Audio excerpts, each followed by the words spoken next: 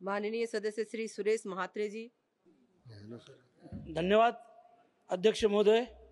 मी आपलं लक्ष वेधू इच्छितो। नवी मुंबई आंतरराष्ट्रीय विमानतळ जे काही दिवसातच चालू होणार आहे आणि या विमानतळासाठी स्वर्गीय दिबा पाटील साहेबांचं नाव द्यावं असं स्थानिक भूमिपुत्रांची मागणी होती आणि त्या मागणीला अनुसरून महाराष्ट्र सरकारच्या विधिमंडळात आणि विधान परिषदेत देखील दोन्ही ठिकाणी एकमताने ठराव मंजूर होऊन तो ठराव केंद्र सरकारकडे आलेला आहे।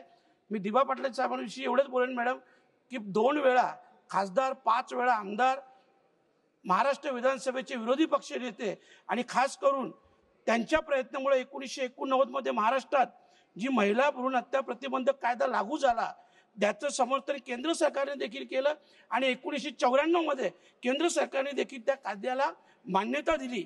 1984 मध्ये जो झाशी गावचं आंदोलन झाला सिडकोच्या विरोधात मॅडम, त्या आंदोलन देखील दिबा पाटील साहेब स्वतः जखमी होते, 5 लोक हुतात्मे झाले आणि त्यानंतर भूमीच्या बदल्यात भूमी असं 12.5% पुनर्वसन धोरण लागू करण्याची मोलाची भूमिका त्यांच्या मार्फत बजावली गेली।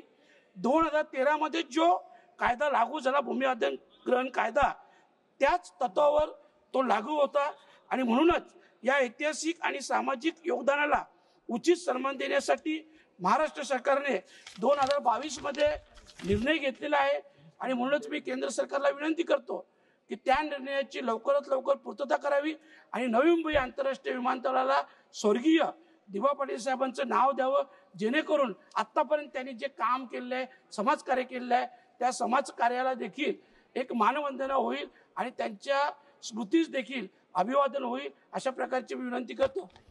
धन्यवाद मॅडम।